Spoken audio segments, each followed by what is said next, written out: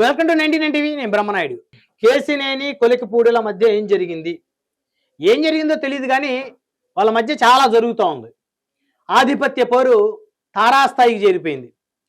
ఒకే పార్టీలో, అందులోని అధికార పార్టీలో ఎమ్మెల్యే, ఎంపీ వారిద్దరి మధ్య వివాదం ఆ పార్టీకి తలనొప్పిగా మారింది.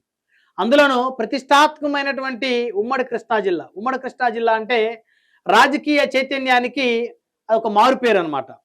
ఆ ఉమ్మడి కృష్ణా జిల్లాలో ఉన్నటువంటి ప్రజలకి పూర్తి స్థాయి రాజకీయ అవగాహన ఉంటుంది. అలాంటి ఉమ్మడి కృష్ణా జిల్లాలో ఒక ఎమ్మెల్యే, ఒక ఎంపీ మధ్య జరుగుతున్నటువంటి వివాదం ఆ పార్టీ అధిష్టానానికే కాదు, రాష్ట్రానికి కూడా తలనొప్పిగా మారిపోయింది.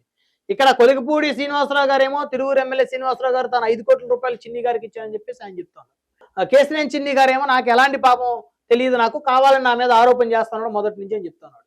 అదేవిధంగా కొలికిపూడి గారేమో ఎంపీ గారి మీద ఆయన గంజాయి ముఠాలను ప్రోత్సహిస్తా ఉన్నాడు, పేకాట ఆడేటువంటి జూదగాలని ఆయన ఎంకరేజ్ చేస్తా ఉన్నాడు, ఆయన మనుషులు విచ్చలవిడిగా పనిచేస్తా ఉన్నారు, ఆయన నియోజకవర్గం వస్తుంటే కనీసం నాకు ఒక అప్డేట్ కూడా లేదు, అధికారులని నాకు సహకరించొద్దని చెప్తున్నాడు అని చెప్పేసి కొలికిపూడి గారు చెప్తా ఉన్నారు.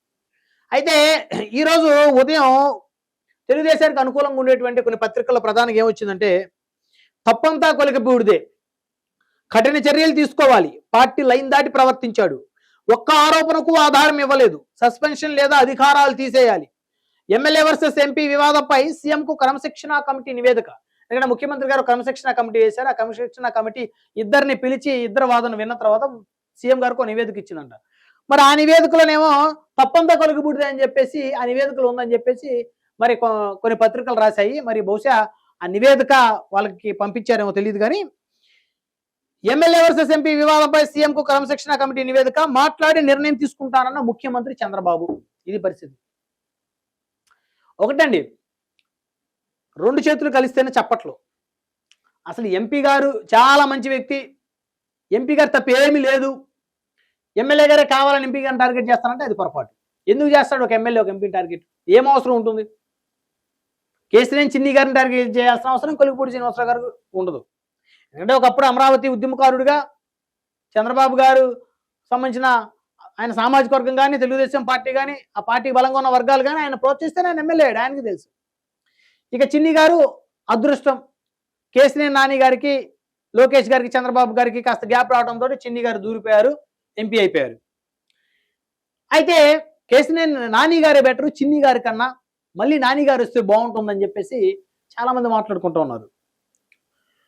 సో కాబట్టి అలా ఎందుకు జరుగుతుంది అనేది చిన్ని గారు ఒకసారి తను విశ్లేషించుకోవాల్సిన అవసరం ఉంది.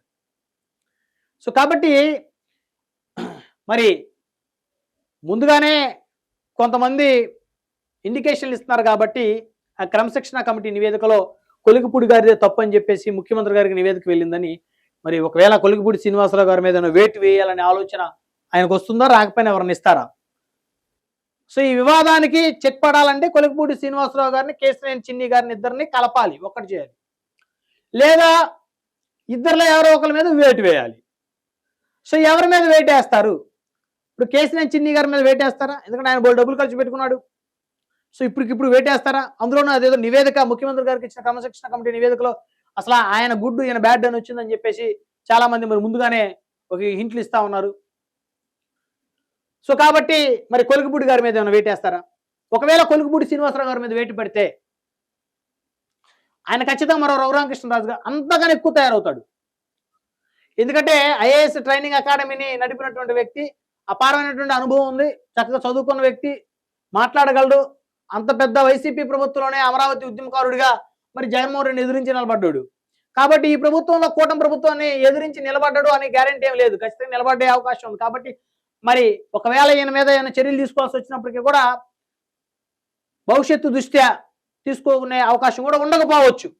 మొత్తానికైతే ముఖ్యమంత్రి గారు అయితే ఇద్దరిని సర్ది చెప్పే అవకాశం ఉంది. చూద్దాం మరి వీళ్ళిద్దరి మధ్య జరుగుతున్నటువంటి ఈ ఆధిపత్య పోరు చివరికి ఏ మలుపు తిరుగుతుందో.